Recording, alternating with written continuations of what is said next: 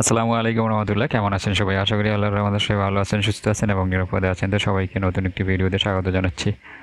আজকে ভিডিওতে যে বিষয়টা থাকছে সেটা হচ্ছে 19তম শিক্ষক নিবন্ধন পরীক্ষার যে সার্কুলার সেটা প্রকাশের সময়সূচি সম্পর্কে। তো যারা ভিডিওটা প্লে করছেন সবার কাছে রিকোয়েস্ট থাকবে সম্পূর্ণ দেখবেন, আর যারা আমার চ্যানেলে নতুন প্লিজ চ্যানেলটি সাবস্ক্রাইব করে পাশে বেল আইকনে ক্লিক করে দিবেন।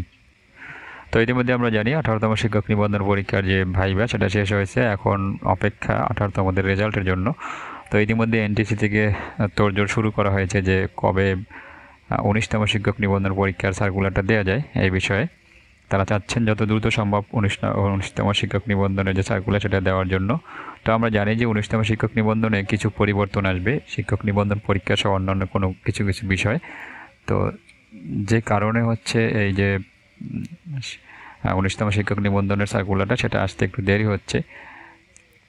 তো আজকের যে নিউজটা আসছে এই বিষয়ে সেটা আমরা একটু দেখি, তারপরে আরও কিছু আলোচনা করব। তো এই নিউজটা আসছে দ্য ডেইলি কম্পাস পত্রিকায় যে 19তম শিক্ষক নিবন্ধনের বিজ্ঞপ্তি কবে জানালো এনটিএসসি।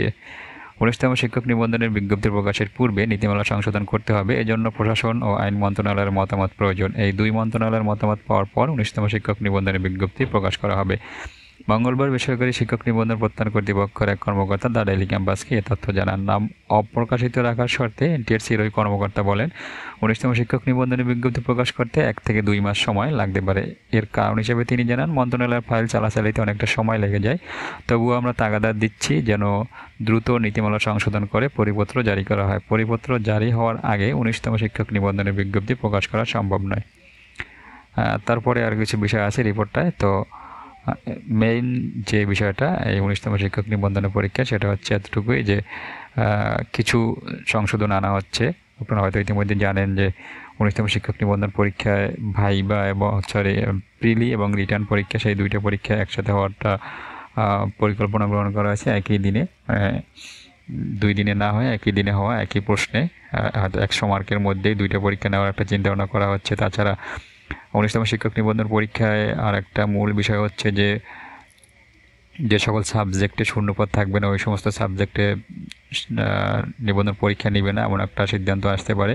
তো এই সমস্ত সিদ্ধান্তগুলো আসার জন্য মন্ত্রণালয়ের অনুমতি লাগবে, আর সেজন্যই হচ্ছে এখন একটু দেরি হচ্ছে মন্ত্রণালয় থেকে এই সমস্ত বিষয়ে অনুমতি দিলে তারপর যখন পরিবর্তন বা প্রজ্ঞাপন জারি করবে তখন তার কিছুদিন পরে হচ্ছে 19তম শিক্ষক নিবন্ধন পরীক্ষার যে সার্কুলার সেটা প্রকাশ করা হবে।